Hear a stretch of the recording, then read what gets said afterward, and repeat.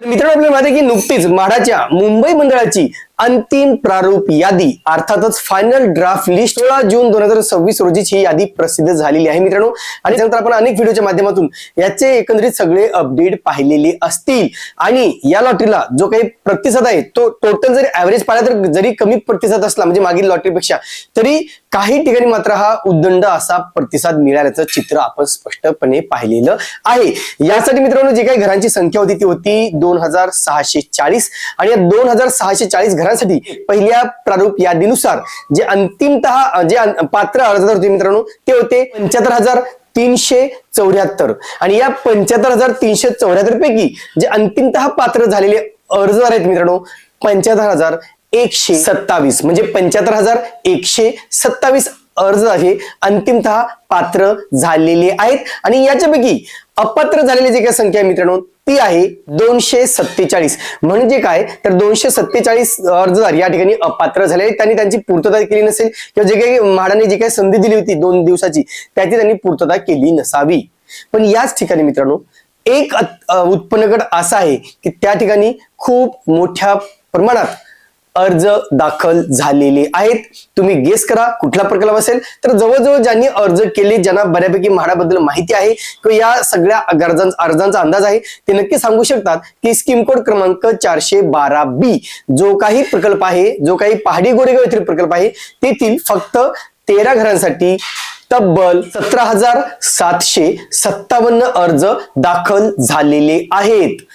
13 घरांसाठी 17,757 म्हणजे एका घरामागे 1,366 अर्जदार या ठिकाणी आहेत मित्रांनो। आणि म्हणून या योजनेला कुठेतरी उदंड असा प्रतिसाद मिळालेला आहे जो अत्यल्प उत्पन्न गटाचा जो काही प्रकल्प होता ज्या ठिकाणी PMAY अर्थातच प्रधानमंत्री आवास योजनेअंतर्गत जी घरे उपलब्ध केली होती त्याला मात्र लोकांनी खूप चांगला प्रतिसाद दिलेला आहे। आणि म्हणून नक्कीच जो काही रिस्पॉन्स आहे ज्या ठिकाणी म्हणजे पहाडी गोरेगावचा जो काही रिस्पॉन्स आहे ती खूप चांगला आहे, खूप उदंड आहे असं आपण म्हणू शकतो। पण तिथेच मित्रांनो एक बाब मात्र अधोरेखित झालेली आहे आणि ती म्हणजे EWS अर्थातच अत्यल्प उत्पन्न गटासाठीच्या परवडणाऱ्या घरांची मागणी। म्हणजे काय तर एकंदरीत जर तुम्ही सरासरी पाहिली, एकंदरीत जर टक्केवारी पाहिली तर जवळजवळ या टोटल योजनेच्या टोटल अर्जांच्या 24% अर्ज फक्त आणि फक्त या पहाडी गोरेगाव येथील प्रकल्पासाठी दाखल झालेले आहेत। याचाच अर्थ असा आहे मित्रांनो की या लॉटरीतून किंवा या योजनेतून जी काही 13 घरांची योजना आहे त्या योजनेचा जो काही रिस्पॉन्स दिलाय त्याच्यातून लोकांनी दाखवून दिलेला आहे की म्हाडाने पुढे चालून भविष्यामध्ये नेमकं कशावर काम करायला पाहिजे। आता कोणाला सांगायची गरज नाही मित्रांनो की म्हाडाने गरिबांसाठी किंवा सर्वसामान्यांसाठी किंवा परवडणाऱ्या दरातली घरे बांधायला पाहिजे। हा जो काही प्रतिसाद आहे तो सांगतो की नक्कीच म्हाडाने इथून पुढे यापुढे अशा प्रकल्पावरती काम करणं अतिशय महत्वाचं आहे। खरी गरज आहे मित्रांनो या घरांची, खरी गरज यासाठी सांगतो की कारण घरे ती गोरेगाव पश्चिम येथील लिंक रोड आणि प्रेमनगर या चांगल्या प्राईम लोकेशनला उपलब्ध करून दिलेली होती ज्याचा कार्पेट एरिया 322 स्क्वेअर मीटर अर्थातच 1 BHK ची घरे होती मित्रांनो। ही 1 BHK ची घरे आहेत आणि या ठिकाणी एवढ्या मोठ्या प्रमाणात अर्ज दाखल झालेले आहेत आणि नक्कीच याची काही किंमत आहे मित्रांनो ती अवघी 32,36,200 रुपये किंमत ठेवण्यात आलेली आहे। आणि म्हणून घरे परवडणारी आहेत, ज्या घरांना खरंच मागणी आहे किंवा ज्या घरांची लोकांना गरज आहे अशी घरे बांधणे म्हाडाला अपरिहार्य ठरणार आहे।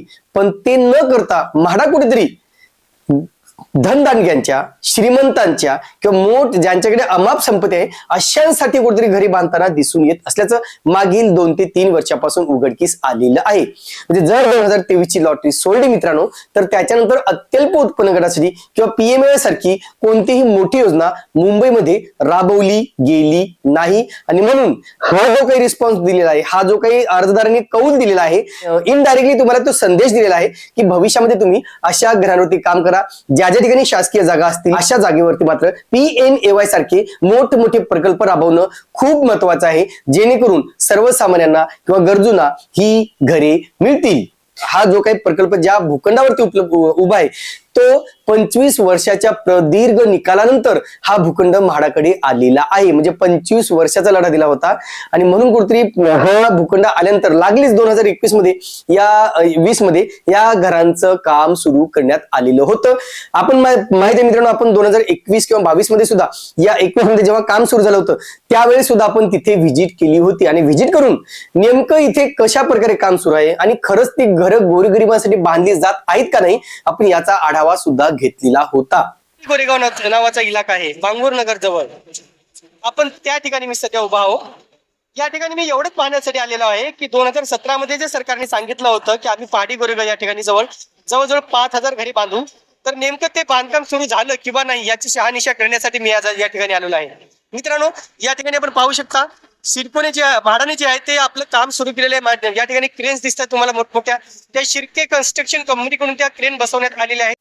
तेव्हापासून 2021 पासून आपण दरवर्षी त्या प्रकल्पाला जातोय, दरवर्षी आपण त्या कामाचा आढावा घेतोय. नेमकं कामामध्ये कशी प्रगती आहे, कशा प्रकारचे घरे होत आहेत, कशा प्रकारचा प्रकल्प आहे, ही सगळी माहिती आपण आपल्या चॅनलच्या माध्यमातून दिलेली आहे. आणि हा मुंबईतील एकमेव असा प्रकल्प आहे मित्रांनो, आणि एकमेव आणि पहिला असा प्रकल्प आहे की जे मोठ्या प्रमाणात म्हणजे 1947 घरे असणारा हा एकमेव मुंबईतील प्रकल्प आहे जो PMAY अर्थातच प्रधानमंत्री आवास योजनेअंतर्गत उपलब्ध करण्यात आलेला होता. आणि म्हणून म्हाडाला माझी एक विनंती आहे म्हाडाला की कृपया भविष्यात सुद्धा जेव्हा तुम्ही घरांचं नियोजन कराल, असं नाही की तुम्ही HIG साठी घरे बांधूच नका किंवा MIG साठी घरे बांधूच नका, असं अजिबात नाही. पण ज्या घरांना जास्त डिमांड आहे त्या घरांवर जास्त लक्ष केंद्रित करणं तितकंच महत्वाचं ठरणार आहे.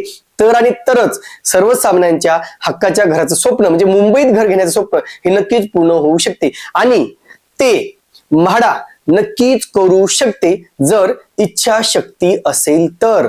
आणि ही इच्छाशक्ती निर्माण करायची असेल तर नक्कीच या ठिकाणी जे कोणी तज्ञ असतील त्यांचं मार्गदर्शन घेणं सुद्धा तितकंच महत्वाचं आहे. कारण आपण पाहतो मित्रांनो, ज्या ज्या ठिकाणी सरकारी जागा आहेत त्या धडाधड मोठमोठ्या बिल्डरांच्या घशामध्ये घालण्याचं काम खूप मोठ्या जोमाने सध्या सुरू आहे. आणि म्हणून अशा परिस्थितीमध्ये यापुढे अशा प्रकारचे प्रकल्प उभारले जातील किंवा नाही हाही खूप मोठा प्रश्न आव असून उभा राहिलेला आहे.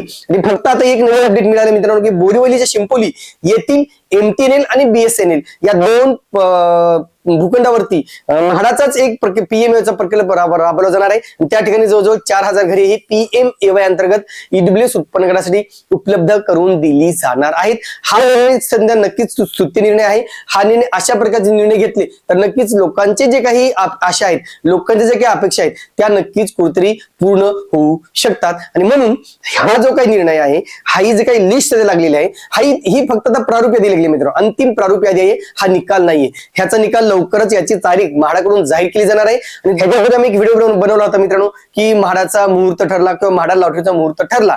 तो बनवला होता कारण त्यावेळेस म्हाडाने त्यांच्या साईटवरती तारीख अपडेट केलेली होती आणि ती सुद्धा आम्ही तुम्हाला दाखवली होती.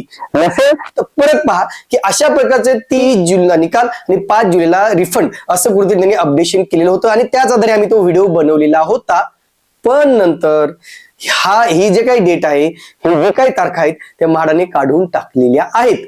आता मग पुन्हा प्रश्न हाच निर्माण झाला की नेमकं लॉटरी कधी होणार आहे. कारण अनेक जण या लॉटरीच्या सोडतीच्या निकालाकडे वाट लावून बसले आहेत. तरी माझी म्हाडाला विनंती आहे की लवकरात लवकर या सोडतीची तारीख जाहीर करावी. आता सध्या हेच कारण सांगितलं जाते की सध्या काही विधान परिषदेची आचारसंहिता आहे, आचारसंहिता 25 जूनला संपेल आणि त्याच्यानंतरच कुठेतरी याची तारीख कुठेतरी फायनल केली जाऊ शकते आणि त्याच्यानंतरच ही सोडत काढली जाऊ शकते असंही कुठेतरी सांगितलं जात आहे.